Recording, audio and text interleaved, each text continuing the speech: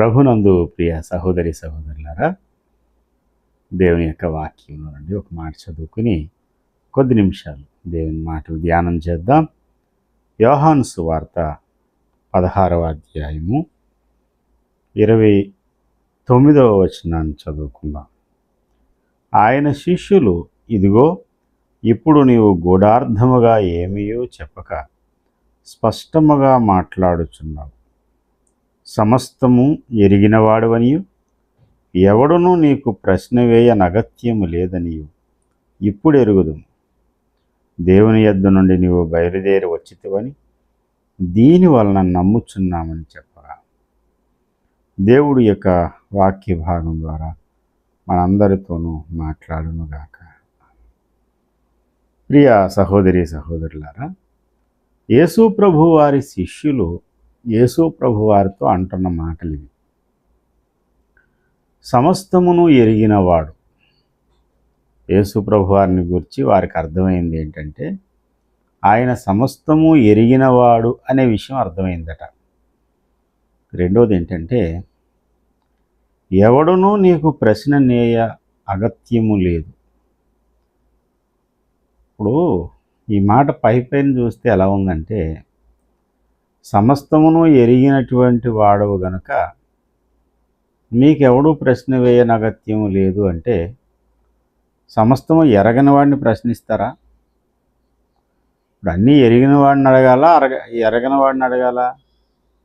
అన్నీ ఎరిగిన వాడిని అడిగితే అన్నీ చెప్తాడు, వివరించి చెప్తాడు.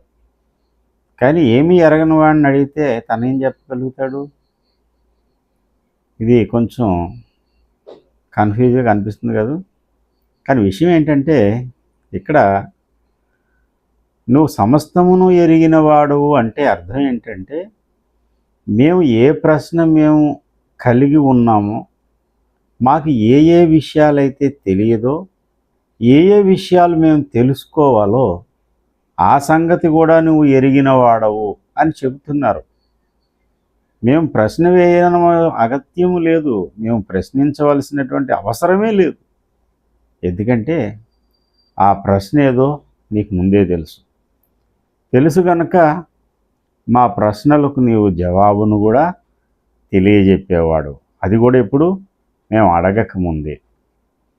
యేసు ప్రభు వారిని గురించి, ఆయన స్థానాన్ని గురించి కొంతమంది చాలా తేలికగా మరి చులకన భావంతో మాట్లాడతారు.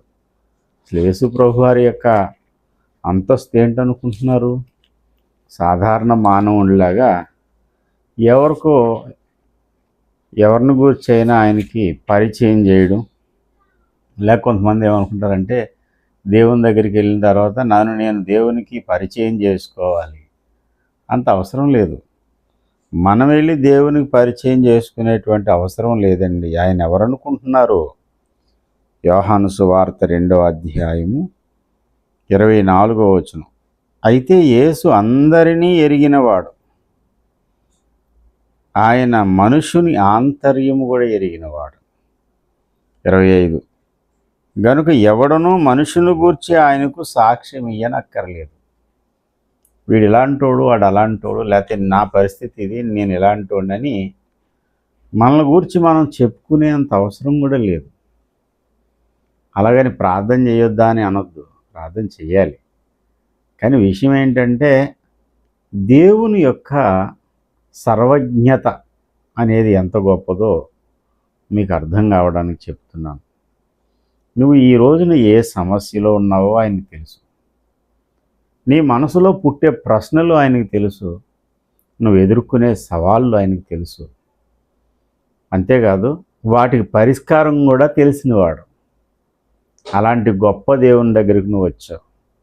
నా ప్రియమైన సహోదరుడా, ప్రియ సహోదరి, ఎందుకు దిగులు చెందుతావు? ఎందుకు కలత నిన్ను ఆవరిస్తుంది? ఎందుకు నిరాశలో నీవు ఉన్నావు? నిరాశ పడవలసిన అవసరం లేదు. నీకున్న నీ కష్టాన్ని అది రాకముందే ఆయనకు తెలుసు. నీకు వస్తుందని తెలియడమే కాదు, దానికి పరిష్కారం కూడా ఆయనకు తెలుసు, ఆయన దగ్గర ఉంది.